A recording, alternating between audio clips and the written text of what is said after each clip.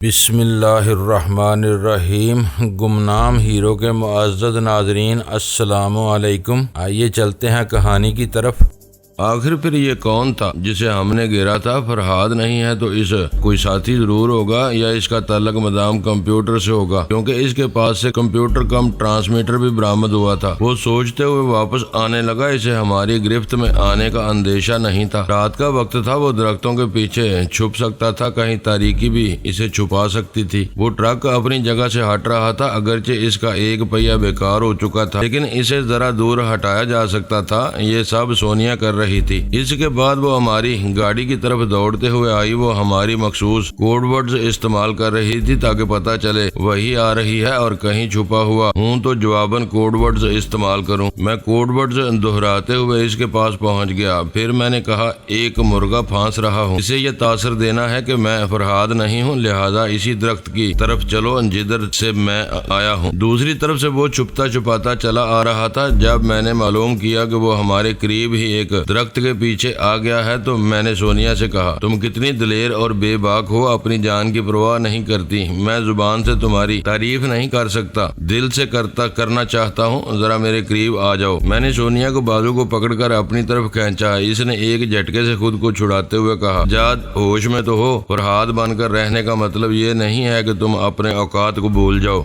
Sorry, میں تمہاری دلیری سے متاثر ہو کر جذباتی ہو گیا تھا۔ اگر فرہاد تمہاری دماغ میں موجود ہوں گے تو جذباتی ہونے کا مزہ چکھا دیں گے۔ میں نے بررائی ہوئی آواز میں کہا، سونیا، میں سجاد کے دماغ میں موجود ہوں اور تمہیں یقین دلاتا ہوں کہ اس کی نیت بری نہیں ہے، یہ خوشی سے بے قابو ہو گیا تھا۔ چلو اتنی سی بات کا برا نہیں مانتے، میں نے اسی لیے سجاد کو تمہارے ساتھ رکھا ہے، تم اسے دشمنوں کے نرغے سے نکلنے اور مقابلہ کرنے کے گر سکھاتی رہو۔ تمہیں تعریف کرنا چاہیے، سجاد نے بھی بڑی دلیری کا ثبوت دیا تھا، کار کے اوپر سے چھلانگ لگاتے ہوئے ایک دشمن کو اپنے قابو میں کر چکا تھا، پتہ نہیں وہ کم وقت کہاں مر چکا ہے۔ بہرحال تم دونوں گاڑی میں بیٹھو اور یہاں سے فوراً چلے جاؤ، دشمن واپس آ سکتے ہیں۔ ہم گاڑی کی پچھلی سیٹ پر آ کر بیٹھ گئے۔ وہ درخت کے پیچھے چھپا ہوا ہمیں جاتے دیکھ رہا تھا اور میں اسے دیکھتا جا رہا تھا۔ اس کا نام راجر ہائیڈ تھا۔ وہ خوشی سے پھولا نہیں سما رہا تھا، دل تیزی سے دھڑک رہا تھا۔ اس نے ہمارے بہت بڑے راز کو پا لیا تھا۔ دہشت گرد تنظیموں کے تمام سربراہ اور تمام اہم افراد اس خوش فہمی میں مبتلا تھے کہ وہ سب سونیا کو فرہاد کے ساتھ اس جزیرے میں دیکھ رہے ہیں اور یہ ان کا فریب نظر ان کی خوش فہمی تھی۔ اب وہ اپنے پارٹی لیڈر کے پاس جا کر یہ اہم انکشاف کرنے والا تھا۔ اپنی رہائش گاہ کے سامنے پہنچ گئے، گاڑی سے اترنے لگے۔ اسی وقت باڈی بلڈر سامنے آ گیا، مسکراتے ہوئے کہنے لگا، میں نے آپ کا بیگ ان سے حاصل کر لیا ہے، لیکن افسوس کہ وہ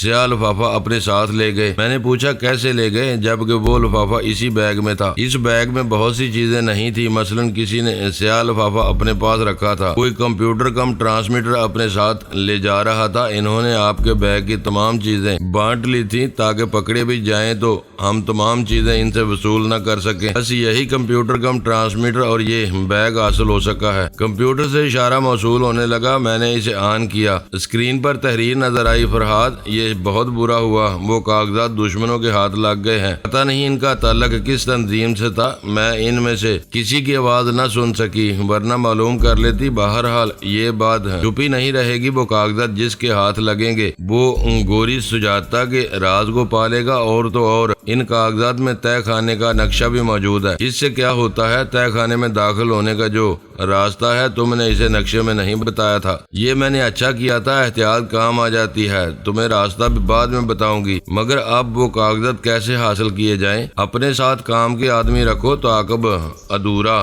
رہا، جو کاغذات لے گیا ہے اسے کیوں جانے دیا گیا؟ باڈی بلڈر میری بات سن رہا تھا۔ اس نے کہا، ہم مجبور تھے، وہ آگے بھاگ رہے تھے، ہم پیچھے تھے، فائرنگ کا تبادلہ بھی ہو رہا تھا۔ مجھے کیا معلوم تھا کہ آگے جا کر ان کی ایک اور گاڑی ہوگی، وہ اس میں بیٹھ کر فرار ہو گئے۔ میں نے پوچھا، اب یہ کیسے معلوم ہوگا کہ وہ کون لوگ تھے؟ مدام کمپیوٹر نے تحریر کے ذریعے کہا، میں کوشش کرتی ہوں، کسی نہ کسی طرح ان کا سراغ لگانا ہوگا۔ میں نے کمپیوٹر کو آف کر کے بیگ میں رکھ لیا، جو مقامی باشندہ ہماری گاڑی ڈرائیو کرتا ہوا آیا تھا۔ اس نے رہائشی مکان کا دروازہ کھول دیا، میں اندر جانے لگا۔ سونیا ہمیشہ محتاط رہنے کی عادی تھی، اس نے مکان کے باہر کا چکر لگانا شروع کیا تاکہ آس پاس کا اچھی طرح جائزہ لے سکے۔ باڈی بلڈر اس کے پیچھے پیچھے جانے لگا۔ میں نے اندر آ کر دیکھا وہ 2 کمروں کا مکان تھا۔ ضروریات زندگی کا تمام سامان وہاں موجود تھا۔ میں نے دونوں کمروں کا جائزہ کسی سراغرساں کی طرح لیا۔ اس بات کے امکانات تھے کہ ہماری آواز کہیں سنی جا سکتی ہو یا کوئی ایسی چیز رکھی جا سکتی تھی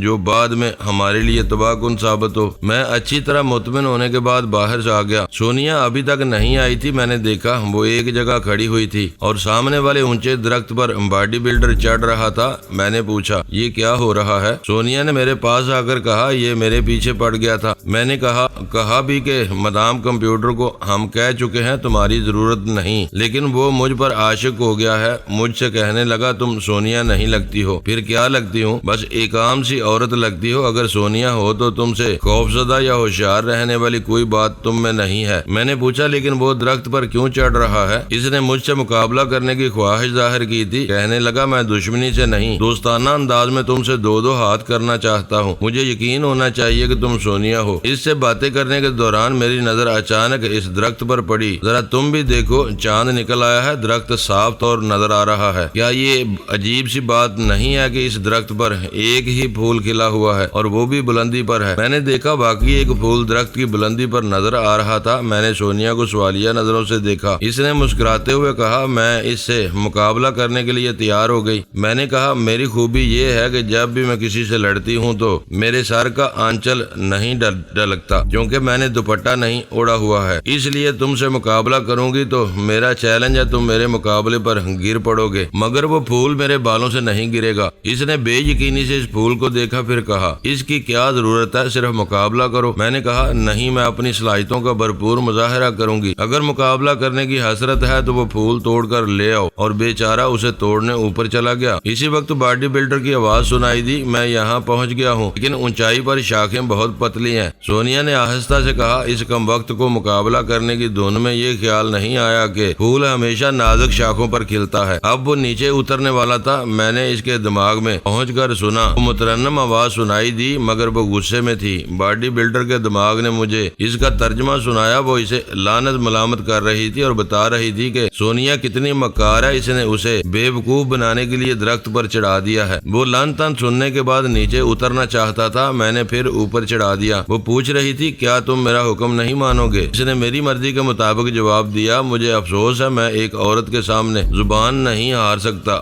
پھول توڑے بغیر اس کے پاس جاؤں گا تو وہ مجھ پر ہنسے گی۔ وہ مقامی زبان میں بولی تو پھر مرو، میں خود ہی تمہیں وہاں پہنچا دیتی ہوں۔ مجھے کچھ کہنے یا کرنے کی ضرورت نہیں پڑی۔ وہ خود بخود ہی اس شاخ کی طرف بڑھنے لگا اور وہ شاخ بہت ہی نازک تھی، بھلا باڈی بلڈر کا وزن کیسے سنبھال سکتی تھی؟ اچانک اس کے حلق سے چیخ نکلی، وہ درخت کی مختلف شاخوں سے ٹکراتا ہوا دھپ کی آواز کے ساتھ زمین پر آ گرا۔ سونیا دوڑتی ہوئی اس کے پاس پہنچی۔ وہ تکلیف سے کرا رہا تھا۔ اس نے پوچھا ارے کیا ہوا، گر پڑے، پھول نہیں لائے؟ وہ تکلیف سے منہ بناتے ہوئے اسے دیکھنے لگا۔ اس نے اپنا ہاتھ بڑھا کر کہا او میں سہارا دیتی ہوں۔ اس نے ہاتھ بڑھا کر سہارے کے لیے اسے تھام لیا۔ آہستہ آہستہ کراہتے ہوئے اپنے پیروں پر کھڑا ہو گیا۔ سونیا نے اچانک ہی ایک جھٹکا دیا۔ وہ اس کی طرف کھنچتا ہوا آیا مگر جوڑوں کے داؤ سے اڑتا ہوا دوسری طرف زمین پر پھر دھپ سے گر پڑا۔ درخت سے گرنے کے بعد ریڑھ کی ہڈی پر چوٹ آئی تھی۔ اس بار اس چوٹ میں اور اضافہ ہو گیا۔ سونیا نے دونوں ہاتھ جھاڑتے ہوئے کہا پہلے میں دشمن کو کمزور بناتی ہوں پھر لڑتی ہوں، یہ میرا پہلا اصول ہے، آئندہ اسے یاد رکھنا۔ وہ میرے پاس چلی آئی، میں اس کے ساتھ مکان کے اندر چلا گیا، دروازے کو بند کر دیا۔ ہم نے آدھا گھنٹہ بڑے اطمینان سے گزارا۔ پھر کمپیوٹر پر اشارہ موصول ہونے لگا۔ میں نے اسے آپریٹ کیا۔ اسکرین پر لکھا ہوا تھا سونیا نے میرے آدمی کے ساتھ اچھا نہیں کیا۔ تمہیں یہ تو معلوم ہوگا کہ وہ پھول توڑنے درخت پر چڑھا تھا، مجھے اس کی حماقت کا علم ہے۔ پھر یہ بھی معلوم ہونا چاہیے کہ پھول توڑنے کے لیے عاشق جاتے ہیں، پہلوان نہیں، اور عاشق محبت میں اندھے ہوتے ہیں۔ سونیا نے اس اندھے کی آنکھیں کھول دی تو کیا برا کیا؟ اس نے جس انداز میں اسے سزا دی وہ مجھے پسند نہیں ہے۔ تمہاری پسند اور ناپسند کی اسے کیا پرواہ ہو سکتی ہے؟ میں اسے منٹوں میں اپنی فرما بردار بنا سکتی ہوں مگر تمہاری دوستی کا خیال کرتی ہوں۔ تم میرا خیال بالکل نہ کرو، مجھے تمہارے کام آنا ہوگا تو کل دوپہر کو اپنا فیصلہ سنا دوں گا۔ یہ سمجھ میں نہیں آتا کل دوپہر کی کیا توقع ہے، ایسی کون سی رکاوٹ ہے کہ تم ابھی فیصلہ نہیں سنا سکتے؟ میں کل تک غور کرنا چاہتا ہوں۔ جھوٹ صاف کیوں نہیں کہتے کہ تم اپنے خاص ساتھیوں کو یہاں بلا رہے ہو اور وہ کل تک یہاں پہنچنے والے ہیں؟ تمہیں بہت جلد اس حقیقت کا یقین ہو جائے گا، جہاں سونیا ہوتی ہے وہاں فرحاد کو کسی لشکر کی ضرورت نہیں پڑتی۔ جب وہ یہاں سے جائے گی تو تم سب دعائیں مانگو گی کہ ایسی بلا نہ کسی جزیرے پر آئے نہ کسی ملک کی زمین پر۔ وہ چپ رہی، اسکرین خاموش رہا، پھر اس کی تحریر ابھرنے لگی۔ وہ کہہ رہی تھی، میں اسے چیلنج نہیں کروں گی کیونکہ تم میرے بہت کام آ رہے ہو۔ ٹھیک 15 منٹ کے بعد مکتی محل کے پیچھے میرا آپریشن شروع ہوگا، وہاں دھماکے ہوں گے، خون ریز جنگ شروع ہو جائے گی۔ تم اطمینان سے اسی مکان میں رہ سکتے ہو، میرے آدمی تمہاری نگرانی کر رہے ہیں، کسی دشمن کو قریب نہیں پھٹکنے دیں گے۔ That's all. میں نے کمپیوٹر کو آف کر کے رکھ دیا۔ سونیا نے کہا، مجھے یہ پسند نہیں ہے۔ وہ ہماری نگرانی کیوں کر رہی ہے؟ ایک تو احساس جتا رہی ہے کہ کسی دشمن کو ہمارے قریب نہیں آنے دے گی، دوسرے خود ہماری ایک ایک حرکت پر کڑی نظر رکھنا چاہتی ہے۔ اگر تم چاہتی ہو کہ ان کی نگرانی میں نہ رہیں تو پھر نہیں رہیں گے۔ تم خود سوچو، ابھی اس شہر میں لرزہ خیز دھماکے ہوں گے، ایک افراتفری مچی رہے گی اور ہم یہاں چار دیواری کے اندر بیٹھے رہیں گے۔ کیا ہمیں اچھا لگے گا؟ بالکل نہیں۔ ہم ابھی یہاں سے نکلنے کا انتظام کر لیتے ہیں۔ ہم نے اپنے اپنے بیگ میں ضرورت کی تمام چیزیں رکھ لیں۔ تھوڑی دیر بعد ہی ایک زبردست دھماکے کی آواز سنائی دی۔ اس کے بعد وقفے سے دھماکے ہونے لگے۔ اب مدام کمپیوٹر ادھر مصروف ہو گئی ہوگی، ادھر تھوڑی دیر تک توجہ نہیں دے سکے گی، اور اتنا تو اندازہ ہو چکا تھا کہ نگرانی کرنے والے صبح تک یہاں ڈیوٹی دینے آئے تھے۔ ان کی واپسی کے لیے صبح گاڑی آنے والی تھی، گویا وہ گاڑی کے بغیر تھے۔ ہم نے دروازے کے پاس آ کر دیکھا، سامنے ہماری گاڑی کھڑی ہوئی تھی، پچھلی سیٹ پر ہمارا ڈرائیور سو رہا تھا۔ میں جھک کر چاروں ہاتھوں پاؤں سے رینگتا ہوا اس گاڑی کے پچھلے دروازے کے پاس گیا، اسے آہستگی سے کھولا، ڈرائیور کی جیبیں ٹٹول کر دیکھی، ایک جیب سے چابی نکل آئی، وہ خراٹے لیتا ہوا بے خبر سو رہا تھا۔ میں نے پچھلے دروازے کو بند کیا، پھر اگلے دروازے کو کھول کر اس طرح رینگتا ہوا سیٹ پر پہنچ گیا۔ جیسے ہی گاڑی کا انجن بیدار ہوا، سونیا دوڑتے ہوئے آ کر اگلی سیٹ پر بیٹھ گئی۔ میں نے اسے سٹارٹ کیا، پھر تیزی سے ڈرائیو کرتا ہوا مکان سے دور جانے لگا۔ ہم نے دیکھا آس پاس بہت سے دوڑتے ہوئے لوگ نظر آئے، وہ ہاتھ ہلا کر ہمیں رکنے کا اشارہ کر رہے تھے۔ ہماری گاڑی پختہ سڑک پر پہنچ گئی تھی۔ ہم تیزی سے ڈرائیو کرتے ہوئے پھر انہی راستوں پر جا رہے تھے جہاں سے گزر کر آئے تھے، کیونکہ ہمیں وہی راستے یاد تھے۔ باقی شہر ہمارے لیے اجنبی تھا۔ ویسے وہ شہر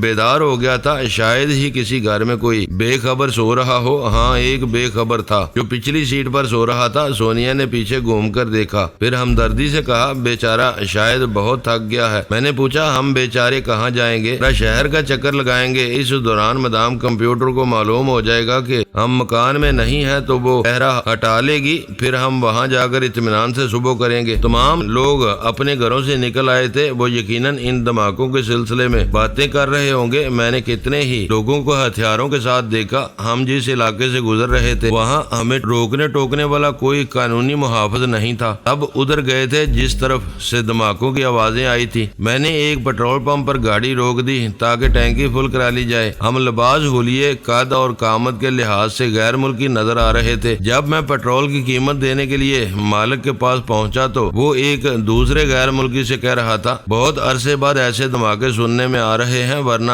یہ طے پا گیا تھا کہ مسلمان شہر پر حملہ نہیں کریں گے۔ پتہ نہیں انہیں کیا ہو گیا ہے، نہ خود سکون سے رہتے ہیں نہ ہمیں رہنے دیتے ہیں۔ میں پیٹرول کا بل ادا کر کے گاڑی میں واپس آیا۔ سونیا اسٹیئرنگ سیٹ پر آ گئی تھی اور کمپیوٹر کم ٹرانسمیٹر کو آپریٹ کرتے ہوئے کہہ رہی تھی، ہیلو مدام۔ اسکرین پر تحریر ابھری، کیا بات ہے سونیا، یہ تم ہو؟ تم مجھے کیوں مخاطب کر رہی ہو؟ میں بہت مصروف ہوں۔ کیا تمہیں تمہاری مصروفیات کے دوران یہ اطلاع نہیں ملی کہ تمہارے آدمی ہماری نگرانی کرتے ہی رہ گئے اور ہم نے وہ مکان چھوڑ دیا؟ کیا؟ وہ یقیناً حیران رہ گئی ہوگی، اس لیے اسکرین کیا کہنے کے بعد خاموش ہو گیا تھا۔ وہ اپنے نگرانی کرنے والے آدمیوں کی کھوپڑیوں میں جا کر برس رہی ہوگی۔ میں سونیا کے پاس والی سیٹ پر آ کر بیٹھ گیا۔ اس نے کمپیوٹر میری طرف بڑھایا، پھر ڈرائیو کرنے لگی۔ تھوڑی دیر بعد ہی اسکرین پر تحریر ابھری، سونیا میں جانتی ہوں یہ تمہاری چال ہے، تم فرحاد کو وہاں سے لے گئی ہو۔ سونیا نے ایک ہاتھ سے کمپیوٹر کو لیا، پھر کہا، تمہیں میرا کوئی انداز پسند نہیں آتا، مجھے بھی یہ پسند نہیں ہے کہ میری مرضی کے خلاف ہماری نگرانی کرائی جائے۔ میں نے پہلے تمہارے باڈی بلڈر کو پھر دوسرے آدمیوں کو نکارہ بنا دیا۔ یہ ابتدا ہے، میں تمہیں سمجھا رہی ہوں، جب بھی میری مرضی کے خلاف کوئی کام کرو گی نقصان اٹھاؤ گی۔ میں تمہارے منہ نہیں لگنا چاہتی، کمپیوٹر فرحاد کو دو۔ میں نے اسے لیتے ہوئے کہا، میں بول رہا ہوں، سونیا درست کہہ رہی ہے، ہمارے مزاج کے خلاف ہماری نگرانی نہ کرائی جائے۔ اچھی بات ہے، میں نے اپنے آدمیوں کو اس مکان سے جانے کے لیے کہہ دیا ہے، تم وہاں جا کر آرام کر سکتے ہو۔ شکریہ،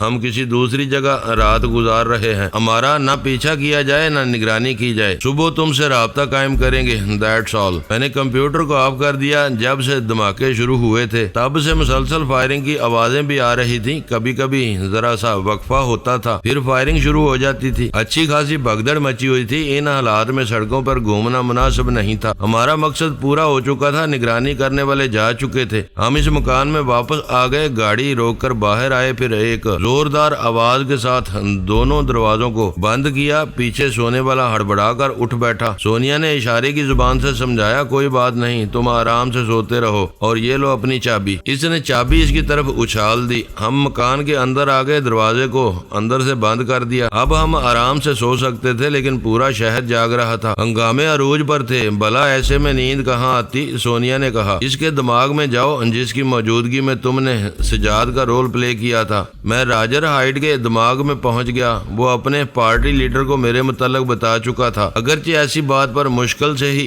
یقین آ سکتا تھا، لیکن وہ یقین کرنے پر مجبور تھے۔ اب سے پہلے بھی ایسے واقعات ہو چکے تھے۔ ایک طرف راجر نے مجھے سجاد کی حیثیت سے پیش کیا تھا، دوسری طرف وہ مسودے لے جانے والے بھی پہنچ گئے تھے۔ وہ سب ماسٹر کی سینڈیکیٹ سے تعلق رکھتے تھے۔ ان مسودوں کو پڑھنے کے بعد پارٹی لیڈر نے آپریشن سینٹر سے رابطہ قائم کیا۔ یہ آپریشن سینٹر فلپائن کے شہر منیلا میں قائم کیا گیا تھا۔ وہاں ماسٹر کی سینڈیکیٹ کا ایک بہت بڑا تجربہ کار پلان میکر تھا۔ یہ تمام رپورٹ اسے پہنچائی گئی تھی، وہ منصوبے بناتا تھا اور ان پر عمل کراتا تھا۔ جب یہ انکشاف ہوا کہ جزیرہ کابی میں فرحاد نہیں سجاد ہے اور وہ فرحاد کا رول پلے کر رہا ہے، تو پلان میکر بھی شش و پنج میں پڑ گیا۔ اس نے ماسٹر کی سے رابطہ قائم کیا اور صورتحال سے آگاہ کرنے کے بعد کہا، ہماری عقل بھی یہی تسلیم کرتی ہے کہ فرحاد پاکستان میں ہی رہ گیا تھا اور اس کی جگہ سجاد کو وہاں سے روانہ کیا گیا ہے تاکہ کسی وقت بھی اس سے فرحاد کا رول پلے کرایا جا سکے۔ ماسٹر کی نے کہا، ہاں، پچھلے تجربات شاہد ہیں، فرحاد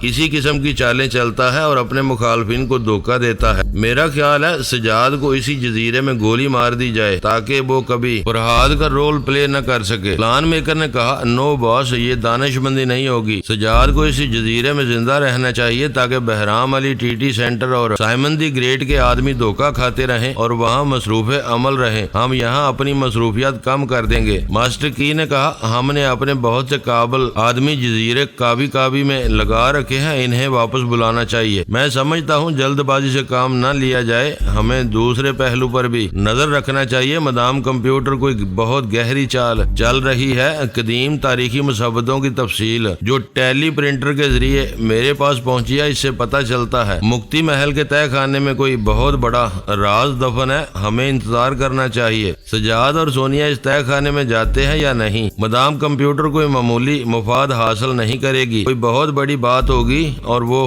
بڑی بات ہمیں بھی فائدہ پہنچا سکتی ہے۔ تم یہ کہنا چاہتے ہو کہ میں فی الحال فرحاد کو نظر انداز کر دوں اور سجاد کے پیچھے لگ جاؤں؟ میں یہ نہیں کہتا۔ آپ نے منیلا سے جزیرہ کابی تک اتنے آدمی لگا رکھے ہیں، ان کو یہیں رہنے دیں اور نئے لوگوں کے ذریعے فرحاد کو تلاش کریں۔ ماسٹر کی نے جھنجھلا کر کہا، بڑی مشکلوں سے مدام کمپیوٹر نے اسے بے نقاب کیا تھا، وہ کم وقت پھر چھپ گیا ہے۔ اسے بار بار بے نقاب کرنا آسان نہیں ہوگا، تاہم کوشش تو کرنا ہی ہوگی۔ پلان میکر نے کہا، کبھی یہ شبہ ہوتا ہے کہیں یہ بھی کوئی چال ہی نہ ہو، لیکن ہمارے آدمی نے ایسی حالت میں سونیا اور سجاد کی بات سنی ہے جب وہ مطمئن تھے کہ ان کے آس پاس کوئی نہیں ہے۔ فائرنگ کی وجہ سے تمام لوگ بھاگنے پر مجبور ہو گئے تھے۔ مدام کمپیوٹر کا جو باڈی بلڈر اپنے ساتھیوں کے ساتھ آیا تھا وہ ان کے تعاقب میں چلا گیا تھا، اس لیے سونیا اور سجاد اس ویرانے میں خود کو تنہا سمجھ رہے تھے۔ وہاں انہوں نے جو گفتگو کی بے اختیار کی۔ سجاد نے بے اختیار ہو کر سونیا کا بازو پکڑا اور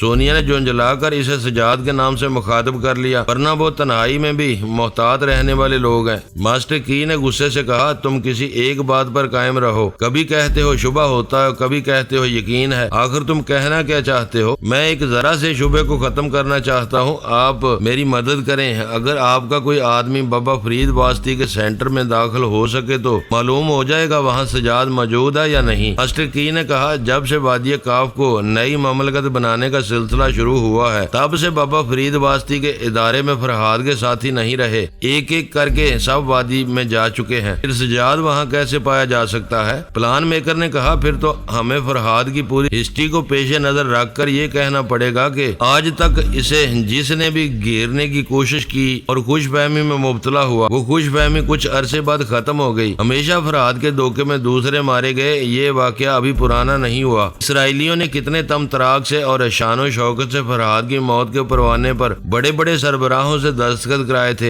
بعد میں وہ سب اپنا سا منہ لے کر رہ گئے تھے۔ نہیں باس، ہمیں دھوکہ نہیں کھانا چاہیے، جو لوگ دھوکہ کھا رہے ہیں انہیں ان کے حال پر چھوڑ دیا جائے۔ ہم صرف مدام کمپیوٹر کا تماشا دیکھیں گے وہ مفتی محل کے تہہ خانے میں کیا کرنا چاہتی ہے۔ اس دوران ہم فرہاد اور سجاد کی حقیقت معلوم کرتے رہیں گے۔ میں جو معلومات حاصل کر رہا تھا وہ سونیا کو بتاتا جا رہا تھا۔ اس نے کہا، یہ لوگ فرہاد اور سجاد کے مسئلے میں الجھے رہیں گے، لیکن ہمارے تمہارے پیچھے واقعات کے حوالے سے یقین کرنے پر مجبور ہوں گے کہ تم سجاد ہو۔ ہم نے کھڑکی کے پاس آ کر دیکھا، دور اتنی آگ روشن تھی کہ پورا شہر روشن ہو رہا تھا۔ مفتی محل کے پیچھے جو لکڑی کے مکانات بنے ہوئے تھے وہ سب گولہ بارود کے دھماکوں سے آگ پکڑ چکے تھے۔ وہ آگ دور تک پھیلتی جا رہی تھی۔ ہم بستر پر آ کر لیٹ گئے مگر نیند نہیں آ رہی تھی۔ میں نے پھر پلان میکر کے دماغ میں پہنچ کر دیکھا، وہ اب مدام کمپیوٹر کے متعلق سوچ رہا تھا۔ مدام نے اس سے رابطہ قائم کیا تھا اور پوچھا تھا، کیا ان کے آدمی فرہاد سے کوئی اہم دستاویزی کاغذات لے گئے ہیں؟ پلان میکر نے انکار کیا تھا اور کہا تھا، ان کے کسی آدمی نے اب تک فرہاد کا سامنا نہیں کیا ہے، ابھی تو وہ اسے تلاش کر رہے ہیں۔ میں نے سائمن دی گریٹ وغیرہ کے دماغوں میں جھانک کر دیکھا، وہاں بھی مدام کمپیوٹر نے معلومات حاصل کی تھی۔ سب کو یہ معلوم ہو گیا تھا کہ مدام کمپیوٹر کا کوئی اہم مسودہ فرہاد کے ہاتھ میں تھا اور وہ فرہاد سے کسی دوسرے کے ہاتھ میں چلا گیا ہے۔ کس خطرناک تنظیم نے اس مسودے کو غائب کیا ہے؟ وہ کون سی تنظیم ہے؟ اس کا الزام کوئی اپنے سر لینا نہیں چاہتا تھا۔ ایسے سپر ماسٹر عرف ماسٹر کی کا پلڑا باری تھا۔ ایک تو مدام کمپیوٹر کا وہ خفیہ مسودہ ان کے ہاتھ لگ گیا تھا، دوسرے انہوں نے اپنی دانست میں سجاد کی حقیقت کو پہچان لیا تھا اور خوش تھے کہ ان کی مخالف دہشت گرد تنظیم کے سربراہ ابھی دھوکہ کھا رہے ہیں اور اس جزیرے میں جب تک سجاد رہے گا وہ دھوکہ کھاتے رہیں گے۔ رات کے 3 بجے تھے۔ میں نے 1 گھنٹے کے لیے سونیا کو سلایا، اگرچہ میں اس کے دماغ میں نہیں پہنچ سکتا تھا، وہ خود ہی سو گئی تھی۔ پھر میں نے وعدے کے مطابق اسے 4:30 بجے جگا دیا۔ اس کے بعد میں 1.5 گھنٹے کے لیے سو گیا۔ اس طرح ہم نے تھوڑی سی نیند پوری کر لی۔ صبح 6 بجے ہمیں پتہ چلا کہ مفتی محل کے پیچھے جو فوجی چھاؤنی تھی وہ بالکل تباہ ہو گئی ہے اور محل پر مسلمانوں کا قبضہ ہو گیا ہے۔ اسے کہتے ہیں دوسرے کے کاندھے پر بندوق رکھ کر چلانا۔ مدام کمپیوٹر فلسطینی مسلمانوں کے کاندھے پر بندوق رکھ کر چلا رہی تھی اور فلپینی مسلمان بہت خوش تھے، خصوصاً سلیمان موروز اور دوسرا رہنما احمد جوزف خوشی سے ناچ رہے تھے۔ وہ مفتی محل پہنچ گئے تھے اور مقامی مسلمانوں کے ہجوم کے درمیان کھڑے ہو کر جو شیلی تقریریں کر رہے تھے۔ میں فلپائن کی موجودہ حکومت کی مجبوریاں سمجھتا تھا۔ یہ جزیرہ کابی کا بھی انتہائی جنوب کی طرف تھا۔ وہ جزیرے پر فضائی حملہ نہیں کرنا چاہتے تھے کیونکہ بہت سے عیسائی اور بدھ مذہب سے تعلق رکھنے والے بھی وہاں رہتے تھے۔ وہ تمام شہریوں پر بمباری نہیں برسا سکتے تھے۔ ایک اندازہ کیا جا سکتا تھا وہ بحری راستے سے ضرور آئیں گے اور جزیرے کو چاروں طرف سے گھیرنے کی کوشش کریں گے۔ مدام کمپیوٹر جو چالیں چلتی آ رہی تھی وہ پہلے تو یوں ہی سی لگیں۔ مثلاً ہم نے سوچا وہ انتقاماً طیارہ اغوا کر رہی ہے اور ہمیں کسی بدترین دشمن تک پہنچا دے گی، لیکن اس نے جزیرہ کابی میں پہنچا دیا۔ یہاں پہنچ کر بھی اس کا مقصد سمجھ میں نہیں آیا۔ میں حیران تھا کہ یہاں مجھے ایک بھی دشمن نہیں ملا، سارے مسلمان دوست ملے۔ مدام کمپیوٹر نے ایسا کیوں کیا؟ پھر انکشاف ہوا کہ وہ مجھے یہاں لا کر میرے ذریعے گوری سجاتا تک پہنچنا چاہتی تھی، اس کے لیے مفتی محل پر قبضہ کرنا چاہتی تھی اور وہ ایسا کر چکی تھی۔ مسلمانوں اور موجودہ فلپائنی حکومت کے متصادم سے اس نے خوب فائدہ اٹھایا تھا۔ اس کی چال صرف یہیں تک نہیں تھی، وہ تو بڑی زبردست چال باز ثابت ہو رہی تھی۔ مجھے جزیرے میں پہنچا کر فلپائنی حکومت کو اور میری مخالف تنظیموں کو یہ بتا دیا تھا کہ فرہاد کابی کابی میں ہے، لہذا فلپائن کی حکومت اگر جزیرہ کابی کابی کے مسلمانوں کے خلاف بہت سخت اقدامات کرے گی تو وہاں فرہاد سے بھی ٹکرانا پڑے گا۔ ان حالات کی روشنی میں فلپائن کی حکومت یہاں فوج کشی نہیں کر سکتی تھی۔ وہاں کے بڑے شہروں میں ماسک مین اور سپر ماسٹر کو آپریشن سینٹر بنانے کی اجازت دی گئی تھی، چونکہ ان دونوں نے ٹی ٹی سینٹر کے سربراہوں کا نقاب پہنا ہوا تھا۔ اس لیے یہی تاثر دیا جا رہا تھا کہ فلپائن کی موجودہ حکومت مسلمانوں کو کچلنے کے لیے کسی بڑے ملک کی مدد حاصل نہیں کر رہی ہے، بلکہ فرہاد سے نمٹنے کے لیے ٹی ٹی سینٹر والوں نے اپنے طور پر جال بچھایا ہوا ہے۔ قصہ مختصر یہ کہ مدام کمپیوٹر نے ایک تو مسلمانوں کی کامیاب جدوجہد سے فائدہ اٹھایا تھا، دوسرے مجھے یہاں پہنچا کر میرے نام کی دہشت بٹھا دی تھی اور مفتی محل پر قبضہ جما لیا تھا۔ صبح 7 بجے کمپیوٹر سے اشارہ موصول ہوا تھا۔ رابطہ قائم کرنے پر اس نے خوش ہو کر کہا، مجھے مبارکباد دو، مفتی محل پر میرا قبضہ ہو چکا ہے۔ گیلا صابن تمہاری مٹھی میں آ جائے تو میں مبارکباد نہیں دے سکتا، ادھر مبارکباد دوں گا ادھر وہ پھسل جائے گا۔ کیا مطلب؟ ماسٹر کی سینڈیکیٹ اور الباما ٹی ٹی سینٹر والے اس محل کو پوری طرح اپنی نظروں میں رکھے ہوئے ہیں۔ وہ معلوم کرنا چاہتے ہیں کہ اس مسودے کے مطابق تم وہاں کیا کرنا چاہتی ہو۔ میں آج شام سے وہاں اتنا سخت پہرا لگاؤں گی کہ پرندہ بھی پر نہیں مار سکے گا۔ ویسے میں دشمنوں کو کمزور یا احمق نہیں سمجھتی، ذرا انتظار کرو، میں ان کے دماغوں کو پڑھ کر واپس آتی ہوں۔ میں نے کمپیوٹر آف کر دیا، اس کے بعد نہایت اطمینان سے غسل کیا۔ لباس تبدیل کرنے کے بعد ہم دونوں نے اپنے اپنے بیگ کو سنبھالا، پھر اس مکان سے نکل گئے۔ ڈرائیور ہمارا منتظر تھا۔ ہم نے اشارے سے کہا، ہمیں گاڑی کی ضرورت نہیں ہے، تم یہیں رہو، ہم بعد میں آ جائیں گے۔ ہم وہاں سے پیدل روانہ ہوئے۔ ایک پختہ راستے پر پہنچتے ہی ایک تانگا نما گھوڑا گاڑی مل گئی۔ تانگے میں سواریاں آگے اور پیچھے بیٹھ سکتی ہیں۔ اس گھوڑا گاڑی کا پچھلا حصہ بند ہوتا ہے، سواریاں صرف آگے ہی بیٹھتی ہیں اور اسے زیادہ کی گنجائش نہیں ہوتی۔ اسے فلپائنی زبان میں کلیسا کہتے ہیں۔ ہم کلیسا میں سوار ہو کر شہر کے مرکزی حصے میں پہنچ گئے۔ وہاں ایک بڑے سے ریستوران میں ناشتہ کرنے بیٹھ گئے۔ اسی وقت کمپیوٹر کا ٹرانسمیٹر سے اشارہ موصول ہوا۔ میں جانتا تھا کسی وقت بھی رابطہ قائم ہو سکتا ہے، اسی لیے ریسٹورانٹ پہنچ کر ایک کیبن کا انتخاب کیا تھا۔ کمپیوٹر کو آن کرتے ہی اسکرین روشن ہوا، پھر اس پر سوالیہ فقرہ نظر آیا۔ وہ پوچھ رہی تھی، تم کون ہو؟ میں نے کہا، تعجب ہے، یہ سوال کیوں کر رہی ہو؟ جس کے ہاتھ میں تم نے یہ کمپیوٹر کا ٹرانسمیٹر دیا ہے میں وہی ہوں۔ میری آواز سے بھی تم مجھے پہچان رہی ہو۔ کم از کم 6 ماہ تک اسرائیلی حکام تمہیں نہ پہچان سکے۔ اسرائیلی انٹیلیجنس والے دن رات تمہارے آگے پیچھے رہے مگر تمہیں شناخت نہ کر سکے۔ سپر ماسٹر، ماسک مین اور دوسری تمام خطرناک تنظیموں کے سربراہوں نے تمہیں اچھی طرح دیکھا، جانچا،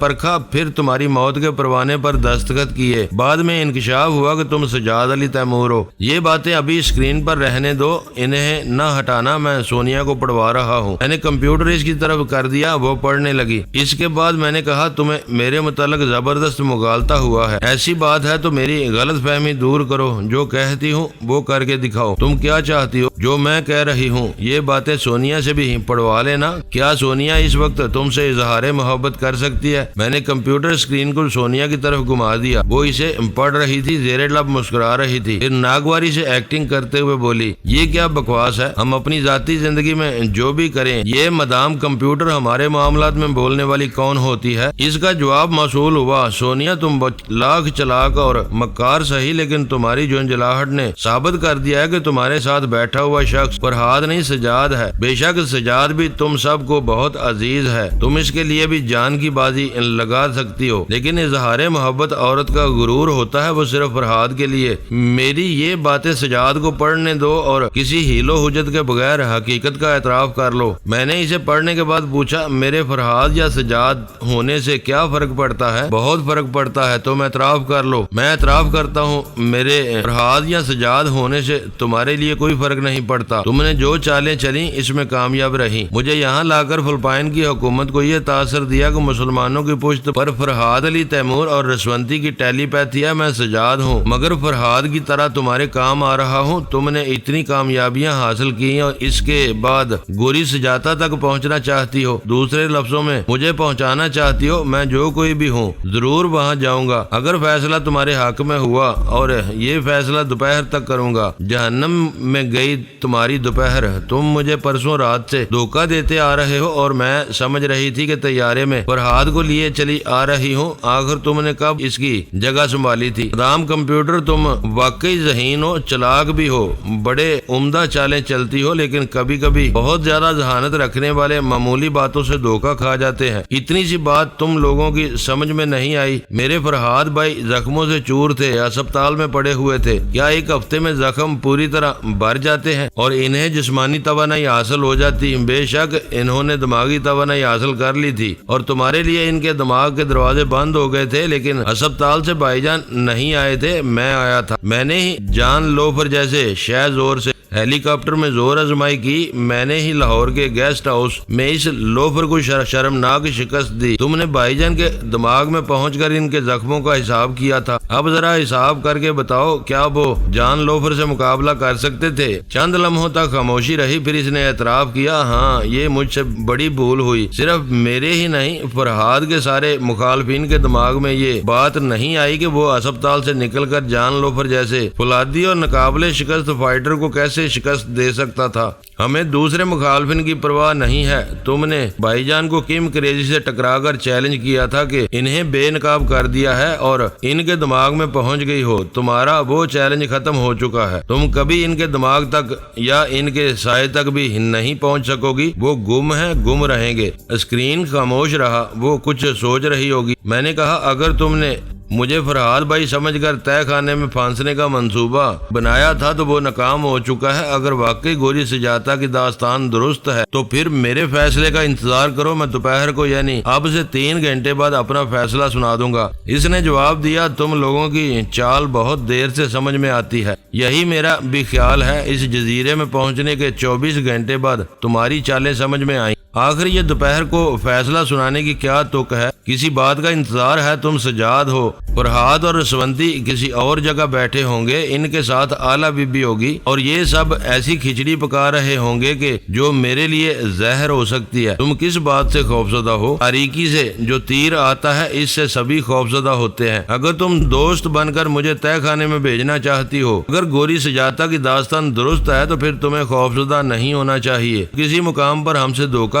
کرو گی تو اس کے جواب میں زیادہ دھوکہ کھاؤ گی۔ میں 3 گھنٹے بعد فیصلہ سنانے والا ہوں، تم بھی اس دوران اچھی طرح غور کر لو، مجھے اپنے مقصد کے لیے استعمال کرنا چاہتی ہو یا نہیں۔ میں سمجھ رہی ہوں تم میرے کام آؤ گے، تو اس کا مطلب یہی ہوگا کہ رسونتی اور فرحاد میرے کام آ رہے ہیں۔ مجھے ہر حال میں دوست بن کر رہنا چاہیے، میری دشمنی کا سوال ہی پیدا نہیں ہوتا۔ فرحاد اور رسونتی کسی محفوظ مقام پر ہیں، سجاد میں تمہیں دھوکہ دے کر نقصان پہنچا کر کوئی فائدہ حاصل نہیں کر سکوں گی، لہذا غور کرنے کی ضرورت نہیں ہے۔ میں اپنے منصوبے کے مطابق اب بھی اس بات پر قائم ہوں کہ تمہیں اور سونیا کو تہ خانے میں جانا چاہیے۔ اب تم سونیا کا اضافہ کر رہی ہو، تم نے اب تک صرف مجھے گوری سجاتا تک پہنچنے کے لیے کہا تھا۔ ہاں کہا تھا، مگر میں تمہاری ذہانت اور صلاحیتوں پر پوری طرح اعتماد نہیں کر سکتی۔ پاکستان سے اس جزیرے تک تمہارے لڑنے کا انداز دیکھ چکی ہوں۔ تم بے شک بہترین فائٹر ہو، جان پر کھیل جانے کا حوصلہ رکھتے ہو، لیکن کسی مشکل مقام پر اپنی ذہانت کا کس طرح استعمال کرتے ہو یہ نہیں جانتی، لہذا سونیا کی موجودگی لازمی ہے، اس کی موجودگی لازمی نہیں ہے۔ میں جب بھی ذہانت کے معاملے میں کمزور پڑوں گا تو فرحاد بھائی اور بابی رسونتی میری مدد کریں گی۔ جہاں تک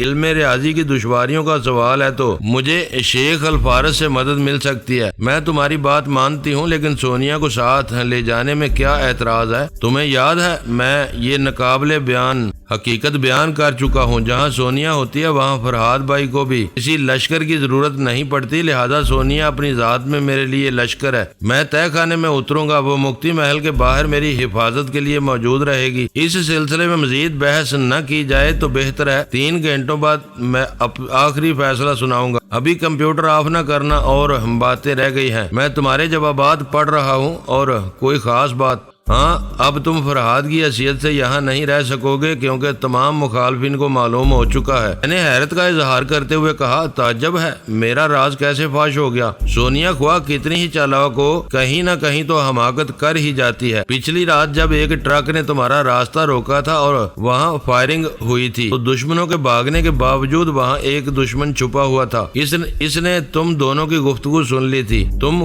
خوشی سے بے قابو ہو رہے تھے اور اس نے سچ اگل دیا دیا تھا کہ تمہیں سجاد کی حیثیت سے رہنا چاہیے اور اپنی اوقات نہیں بھولنا چاہیے۔ میں نے پھر حیرانی کا اظہار کیا، اوہ گاڈ، ہم سوچ بھی نہیں سکتے تھے کہ رات کو اس ویران علاقے میں کوئی چھپ کر ہماری بات سن رہا ہوگا۔ جس نے تمہاری بات سنی تھی، میں نے اس کے دماغ میں پہنچنے میں دیر کر دی۔ وہ ماسٹر کی سینڈیکیٹ سے تعلق رکھتا تھا، اس کا نام راجر ہائیڈ ہے۔ کیوں، ٹھیک ہے نا؟ مجھے کیا معلوم وہ کون تھا۔ جب میں سائمن دی گریٹ کے ایک خاص ماتحت کے دماغ میں پہنچی تو راجر وہاں ان کا قیدی بنا ہوا تھا۔ اس نے تمام باتیں اگل دی تھی۔ انہیں بھی معلوم ہو گیا ہے کہ ایسا کوئی مسودہ ہے جو طے خانے سے متعلق ہے اور وہاں گوری سجاتا کی ایک پراسرار داستان ہے۔ اس سلسلے میں اور فرحاد بہت دلچسپی لے رہے ہیں۔ اب ہم ناشتہ ختم کر چکے ہیں اور یہاں سے جانے والے ہیں۔ 3 گھنٹے تک ہم سے رابطہ قائم نہ کرنا، ہم کسی ہوٹل میں آرام کریں گے۔ تم جھوٹ بولتے ہو، پچھلی رات بھی تم نے کہا تھا کہ کسی دوسری جگہ رات گزارو گے، لیکن گھوم پھر کر اسی مکان میں گئے تھے۔ میں تمہارے ڈرائیور کے دماغ میں پہنچ کر معلوم کر چکی ہوں، پھر معلوم کر لینا۔ اب ہم وہاں نہیں جائیں گے۔ سجاد، تم نے ہمارے لیے مشکلات پیدا کر دی ہیں۔ ویسے تو میں مفتی محل کے احاطے میں کسی کو داخل نہیں ہونے دوں گی، لیکن دہشت گرد تنظیموں کے اعلی کار کوئی معمولی مجرم نہیں ہوتے، وہ ہمیں بہت پریشان کریں گے۔ میں نے کہا نا، 3 گھنٹے بعد اس سلسلے میں گفتگو ہوگی۔ That's all.